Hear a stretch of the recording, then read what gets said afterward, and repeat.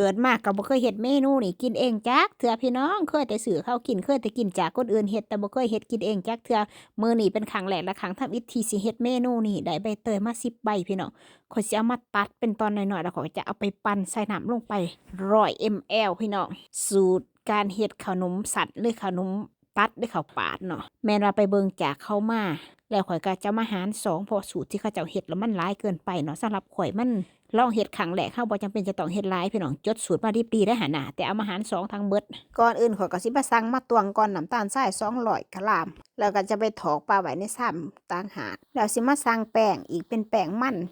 175 กรัมแล้วก็ไปถอกรวมกันกับน้ำตาลก่อนหน้านี้พี่น้องแล้วก็สิมาสั่งแป้งข้าวเจ้าอีก50 กรัมแล้วข้อยก็จะไปผสมกับน้ำตาลกับแป้งมัน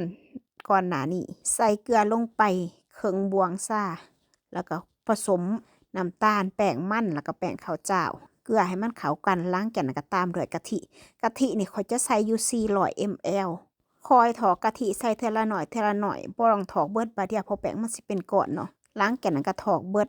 พอถอกเบิดก็มันจะซาวๆขันดีๆจนกว่าแป้งมันบ่ได้จับกันเป็นก้อนล้างแก่นก็จะมาแบ่งครึ่งพี่น้องข้อยจะมาแบ่งเป็น2ส่วนแบบนี้อีกส่วนนึงเติมน้ำใบเตยที่เฮาปั่นไว้ก่อนหน้านี้ลงไป100 ml แล้วก็อีกส่วนนึงแล้วแม่นเติมน้ำเปล่าน้ำละ100 ml ก็สิได้เป็น2สีแบบนี้เลยสีเขียวกับสีขาวเนาะแล้วก็จังสิเอามาข้างหม้อก่อนข้างหม้อแล้วหม้อเฮาไปตั้งไฟไว้ก่อนหน้านี้หลังจากนั้นก็เอาถาดของเฮาหั่นหรือว่าแม่พิมพ์ของเฮาเนาะเอามาทาน้ำมันซะก่อนแล้วก็เอาไปนึ่งอีกประมาณ5 นาทีเพราะว่ามันร้อนเรียบร้อยแล้วเฮาก็พรไฟกลางลงเนาะแล้วก็โห้อยหนา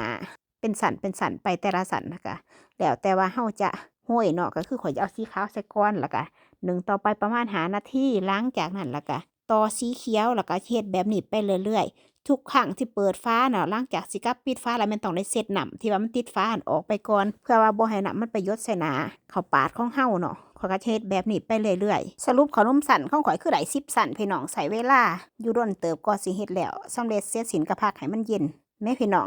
ได้ออกมาก็สีสันและหน้าตาก็เป็นตาหนารับประทานอยู่ได้ล่ะพี่น้องครั้งแรกในการเฮ็ดมันก็เป็นสันแนวนึบดีขนาดนี้พี่น้องมันเป็นเท็กเจอร์แบบนุ่มๆเหนียวๆคือเจลลี่นี่เฮ็ดแล้วข้อยก็ลองไปให้แม่ย่าซิมเบิ่งพี่น้องขอยตัดให้เราไปตอนนึงพี่น้องแล้วก็กินเบิดของเราเด้กินให้เบิดให้ข้อยจบเจือพี่น้องอย่าลูกสะใภ้เสียใจที่บอกก็เลยว่ากินจนเบิดหลังจากนั้นก็เอาลองมาให้คุณสามีซิมเบิ่งพี่น้องจะเบิ่งหั่นท่าทางและสีสันหน้าตาของเพิ่นว่าบ่เขาบ่อยากแบบนี้มันคือพลาสติกเนี่ยว่าซั่นแต่ว่าขอลองซิมให้เบิ่งขอหาก็เฮ็ดครั้งแรกเจ้าก็ให้กำลังใจเมียเด้อติลองซิมเบิ่ง